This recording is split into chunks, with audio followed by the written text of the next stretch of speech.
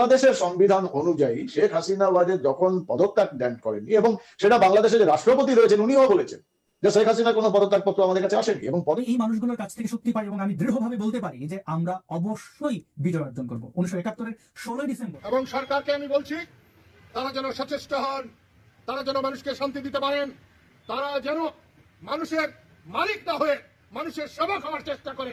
আগামীকাল রাজধানী ঢাকার সব ওয়ার্ডে জমায়েত এবং দেশের সব জেলা ও মহানগরীতে জমায়েত কর্মসূচির ঘোষণা করেছে আওয়ামী লীগ।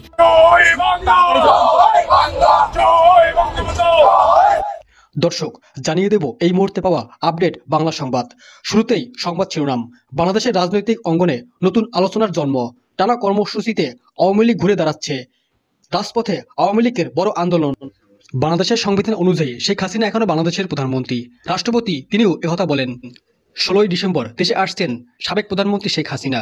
আওয়ামী লীগ নেতাকর্মীরা এমনটাই আশা করছেন। দর্শক, গুরুত্বপূর্ণ হতে যাচ্ছে আজকের এই ভিডিওটি, তাই না টেনে পুরো ভিডিওটি দেখতে থাকুন। শেখ হাসিনা এখনো পর্যন্ত তো তিনি পদত্যাগপত্র জমা দেননি, তার মানে তিনি নির্বাচিত প্রধানমন্ত্রী এখনো বাংলাদেশে। তত্ত্বাবধায়ক সরকার তার মাথায় রয়েছেন মোহাম্মদ ইউনূস। শেখ হাসিনার এই মুহূর্তে কি করণীয়? তিনি কি ইউএন এর কাছে সাহায্য চাইতে পারেন এই মুহূর্তে দাঁড়িয়ে? সেটা করতে গেলে তাকে কি করতে হবে? না, দেখুন, আমি যতটুকু জানি আওয়ামী লীগের অনেক উচ্চ স্তর থেকে আন্তর্জাতিক আদালতে মামলা হয়েছে, কারণ বাংলাদেশের সংবিধান অনুযায়ী শেখ হাসিনা যখন পদত্যাগ দেন করেননি, এবং সেটা বাংলাদেশের যে রাষ্ট্রপতি রয়েছেন উনিও বলেছেন যে শেখ হাসিনা কোনো পদত্যাগপত্র আমাদের কাছে আসেনি, এবং পদত্যাগপত্র না হলে বাংলাদেশের সংবিধান অনুযায়ী ওনাকে পদচ্যুত করা যায় না, আনলেস আনটিল উনি বাংলাদেশের কোনো আইন অনুযায়ী রাষ্ট্রবিরোধী ষড়যন্ত্রের সঙ্গে লিপ্ত, এবং ওনার শুধু বিচার প্রক্রিয়া চালু হতে হবে। যার জন্য এরা প্রেশার ক্রিয়েট করছে যে শেখ হাসিনাকে আমাদের হাতে ছেড়ে দিন, আমাদের ফেরত পাঠান, কারণ ইমিডিয়েটলি ওরা গ্রেপ্তার করে বিচার প্রক্রিয়া চালু করতে পারলে কিন্তু শেখ হাসিনার প্রধানমন্ত্রিত্ব যাবে সংবিধান অনুযায়ী। সেটা এখনো যখন সম্ভব হয়নি, বাংলাদেশের এই অন্তর্বর্তী সরকার কিন্তু বিশ্বের দরবারে দাঁড়াতে পারবে না, আন্তর্জাতিক আদালতেও কিন্তু ওদের প্রচুর সমস্যা রয়েছে। তো শেখ হাসিনা নিজে ভুল করেছেন, এতে কোনো সন্দেহ নেই। উনি সঠিক সময়ে যদি ভারতের কাছ থেকে যে ইন্টেলিজেন্স পেয়েছেন, এবং আমি নিশ্চিত ওনার গোয়েন্দা দপ্তর ওনাকে যে খবরগুলো দিয়েছে সেগুলো যদি ওনার কাছে পৌঁছতো, উনি যদি ওগুলোতে প্রপার টাইমে প্রপার অ্যাক্ট করতেন, আজকে এই দিন দেখতে হতো না। কিছুদিন আগে শেখ হাসিনা চীনেও গিয়েছিলেন। এই চীনে যাওয়াটাও কি ওনার কোথাও একটা একটু পদক্ষেপ নিতে ভুল হয়েছিল? কারণ চীনের পরোক্ষ মদতে করাচি থেকে ওই সেই শিপটা এসে ভিড়ল চট্টগ্রামে। কোথাও কি তার চীনে যাওয়াটাও একটু ভুল স্টেপ? না, আপনি দেখবেন উল্টো, চীনে উনি কিছু বিজনেস ডিলের জন্য গেছিলেন, এবং চীন একটা বাংলাদেশ সরকারকে বিরাট আকারে ঋণ দিতে চেয়েছিল। শেখ হাসিনা যান, এবং হোয়াট এভার দ্য রিজন, উনি যে ঋণ চীন কমিট করেছিল যে এত লোন দেওয়া হবে, তার 15-20% মতো ফাইনালি ওরা এগ্রি করে। এবং শেখ হাসিনাকে এটা বারবার বলা হয়েছিল, ইনপুট দেওয়া হয়েছিল যে আপনি চীনের ঋণের জালে জড়াবেন না। চীনের ঋণের জালে যারা জড়িয়েছে, আমাদের চতুর্দিকে তার উদাহরণ রয়েছে। পাকিস্তানের অবস্থা দেখুন, শ্রীলঙ্কার অবস্থা দেখুন। এরা কিন্তু চীনের এই আন্তর্জাতিক যে ঋণের জালে জড়িয়ে আজকে ধ্বংস হয়ে গেছে শ্রীলঙ্কা, ধ্বংস হয়ে গেছে পাকিস্তান, বাংলাদেশেও এই ভবিষ্যৎ হবে। এবং সঠিক সময়ে ওনার হয়তো শুভবুদ্ধি হয়, বা উনি এটা গুরুত্ব বোঝেন। উনি 5-6 দিনের জন্য সম্ভবত গেছিলেন, এবং দ্বিতীয় দিনে উনি ফিরে আসেন, এবং ওনার যে ঋণ যা চীন কমিট করেছিল তার 15-20% ওরা ফাইনালি চীন এগ্রি করে। তো সমস্যাটা তখন, এবং চীন বুঝতে পেরে যায় যে শেখ হাসিনাকে এখন আর ঋণের জালে জড়ানো যাবে না, কারণ উনি বুঝতে পারছেন তাতে বাংলাদেশ পাকিস্তান বা শ্রীলঙ্কা হয়ে যাবে। তো সেটা বুঝেছেন, কিন্তু ততক্ষণ অনেক দেরি হয়ে গিয়েছে, কারণ এই যে ষড়যন্ত্রটা অনেকদিন ধরে চলছিল, এবং সুস্পষ্ট খবর ছিল আমাদের কাছে, শেখ হাসিনা বাজারকেও সে খবর জানানো হয়েছিল, কোনো ডাউট নেই। কিন্তু কিভাবে সম্ভব এই জায়গা থেকে এই যে প্রত্যেকদিন খবর পাচ্ছি, এবং কি একটা ছবি যেটা খুব ভাইরাল হয়েছে, আমরা দেখাচ্ছিলাম আজকে সকালে, যে বেগম খালেদা জিয়া পাক হাই কমিশনের একজন কর্তা তার সঙ্গে বসে মিটিং করছেন।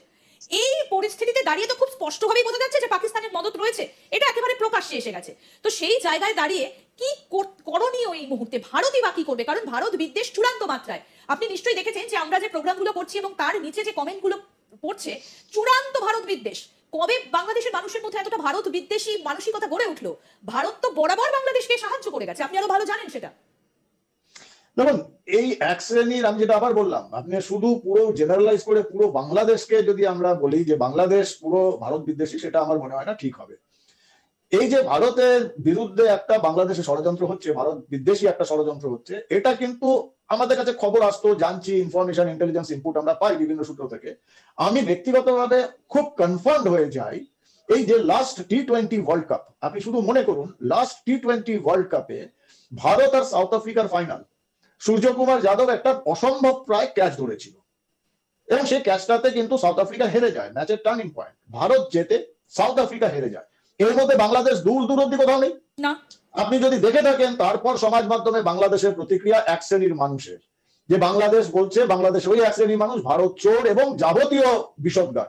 ওটার থেকে বোঝা যায় যে ভারত এবং সাউথ আফ্রিকার ম্যাচে পাকিস্তানের দালাল হয়ে বাংলাদেশের এক শ্রেণীর মানুষ কিরকম ভাবে ভারত বিদ্বেষী প্রচার করছে।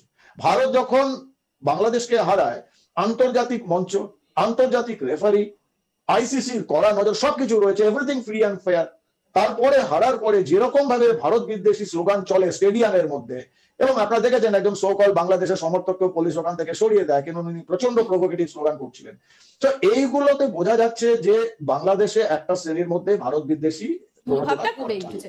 আপনার কাছে এবং সেটা অত্যন্ত পর্যায়ে। আপনার কাছে আমার আজকের শেষ প্রশ্ন, অনেকগুলো দিক নিয়ে আমরা আলোচনা করলাম, শেষ যেটা আপনার কাছে জানতে চাইবো যে সব খবরই তো আপনাদের কাছে আসে, চিন্ময় কৃষ্ণ প্রভু যাকে 1 মাস আরো বিনা বিচারে জেলে থাকতে হবে, একজন আইনজীবী দাঁড়াতে পারছেন না, তাকে কি 1 মাসই এই পরিস্থিতির মধ্যে থাকতে হবে নাকি কোনো রাস্তা বেরোবে? কারণ আজকে একটা সর্বদলীয় বৈঠক হবার কথা ছিল বাংলাদেশে, আমরা জানি না এখনো পর্যন্ত তার আউটকাম কি।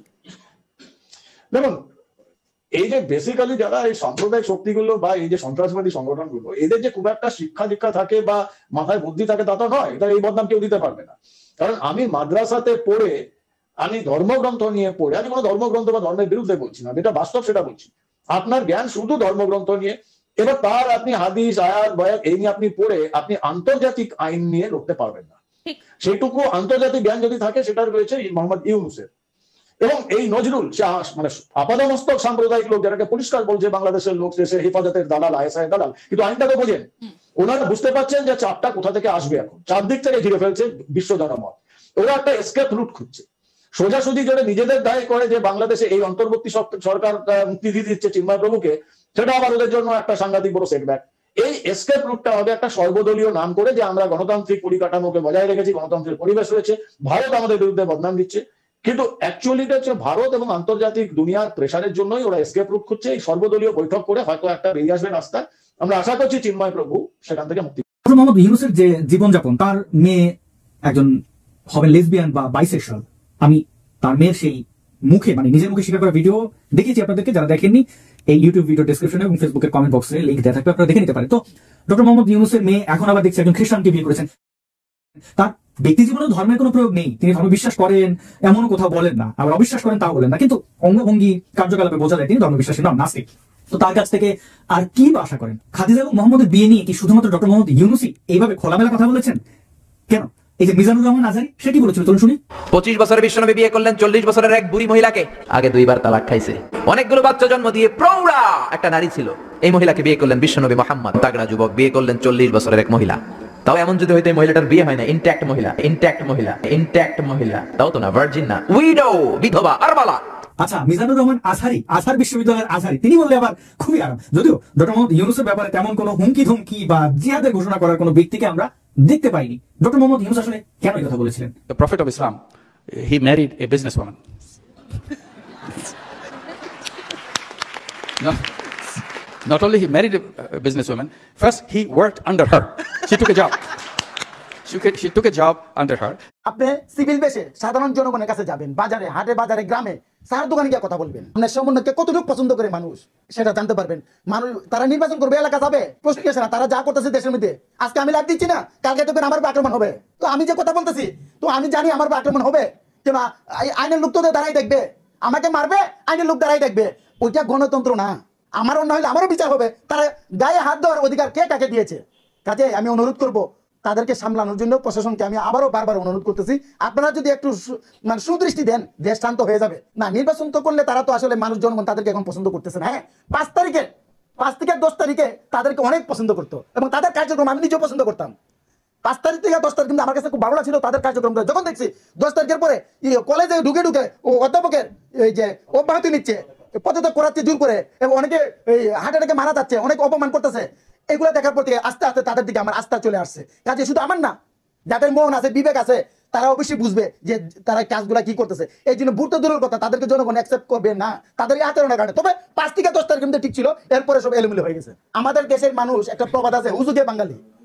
15 বছর ক্ষমতায় ছিল, অনেকে মনে করছে যে দেখি পরিবর্তন হলে কি মনে হয়, পরিবর্তন হওয়া দরকার, পরিবর্তন হলে মনে ভালো হবে। কিন্তু এত ভালো হবে তারা জানতো না, জানলে তা করতো না। এখন যেহেতু বুঝে ফেলছে, তারা মেনে নিতে পারতেছে না বিদায়। এই জন্য দুই গ্রুপের মত এক না হওয়ার কারণে দ্বিমত এখানে সৃষ্টি হচ্ছে। একজন শিক্ষক হচ্ছে মানুষ গড়ার হাতিয়ার। যাকে আমরা পাও ধরে সালাম করি, সম্মান করি, ইজ্জত দিই, ওই শিক্ষককে কিভাবে গিয়ে উনার রুমুটুকে জোর করে কিভাবে উনার থেকে অব্যাহতি নেই? কোন আইন? আমি এটার কোনো পাচ্ছি না। আমার কথা হচ্ছে প্রশাসনকে বিনীত অনুরোধ করবো এই বিষয়টা একটু নজর দেওয়ার জন্য। আপনারা যদি বলেন 10 মিনিট টাইম বাংলাদেশ শান্ত হয়ে যাবে, প্রশাসন সেনাবাহিনী যদি বলে 10 মিনিটের ভিতরে বাংলাদেশ শান্ত করবে, আমার মনে হচ্ছে 10 মিনিটে শান্ত হয়ে যাবে। উনারা কেন করতেছে না আমি জানি না, কিন্তু আজকে ছাত্রদেরকে যা করতেছে, আজকে যাকে পায় তাকে মারধর করতেছে, অপমান করতেছে, অনেক লোকরে দেখা যাচ্ছে যে কাপড় চোপড় গুলো বিভৎস করে রাস্তা হাঁটাচ্ছে, অনেক কিছু করতেছে, কিন্তু আইন তারা হাতে তুলেছে। আইন কেউ হাতে তুলে নেওয়ার ক্ষমতা নাই। এই জন্য আমি প্রশাসনকে বলবো এগুলা একটু ফলো করার জন্য। জনগণ কিন্তু আপনাদের প্রতি আস্থা আছে। ছাত্ররা এখন কি করবে? লেখাপড়া করবে, এখন হাতে কলম নিবে। এখন কেন হকি স্টিক তাদের হাতে, কেন অস্ত্র তাদের হাতে? আপনারা এগুলো দেখেন, আজকে প্রশাসন যারা আপনাদের ছেলে মেয়ে এখানে নষ্ট হবে, আজকে পরীক্ষার সময় দেখা যাবে তারা রেজাল্ট খারাপ করছে, তাদেরকে গর্বমুখী করেন, তাদেরকে লেখাপড়া পরিবেশ করে দেন, তাদের একটা সীমাবদ্ধ যে তোমরা রাজনীতি করলে একটা ক্যাটাগরির মধ্যে নিয়ে আসেন। এইভাবে যে ছেড়ে দিচ্ছেন হেভিল্যান্ডের বাসিওয়ালার মতো, তারা মারে জাবাই পড়তেছে, তারা তো বয়স কম, রক্ত গরম, কাকে মারবে কাকে বাঁচাবে এই জিনিসটা তাদের ব্রেনে নাই। কাজে তাদেরকে একটু কন্ট্রোল করা দরকার। না করলে বাংলাদেশে একটা অশৃঙ্খলতা হবে, বাংলাদেশে তো গৃহযুদ্ধ শুরু হবে। তখন গৃহযুদ্ধ শুরু হইলে আমিও বাঁচবো না, আপনিও বাঁচবো না, কেউ নিরাপদ না। এই জন্য সাধারণ জনগণের দিকে তাকাইয়া আপনাদের আস্থা বিশ্বাস নষ্ট না করে এখনো সময় আছে, তাদেরকে কন্ট্রোল করেন দয়া করে। বাংলাদেশের সংবিধান অনুযায়ী শেখ হাসিনা এখনো বাংলাদেশের প্রধানমন্ত্রী, রাষ্ট্রপতি তিনিও একথা বলেন। এদিকে কাদের সিদ্দিকী ডক্টর ইউনূসকে হুঙ্কার দিয়ে বললেন দেশ ভালোভাবে পরিচালনা করার জন্য। জনগণ এখনো ভালো নেই। 16 ডিসেম্বর দেশে আসছেন সাবেক প্রধানমন্ত্রী শেখ হাসিনা। আওয়ামী লীগ নেতাকর্মীরা এরই মধ্যে মাঠে নেমে পড়েছেন। দর্শক, গুরুত্বপূর্ণ এই ভিডিওটি আপনাদের যদি ভালো লাগে তাহলে একটি লাইক দিবেন এবং যারা নতুন আছেন চ্যানেলটি সাবস্ক্রাইব করে রাখবেন। পরবর্তী খবর দেখার আমন্ত্রণ জানিয়ে এখনকার মতো বিদায় নিচ্ছি। সকলে ভালো থাকবেন, সুস্থ থাকবেন। ধন্যবাদ।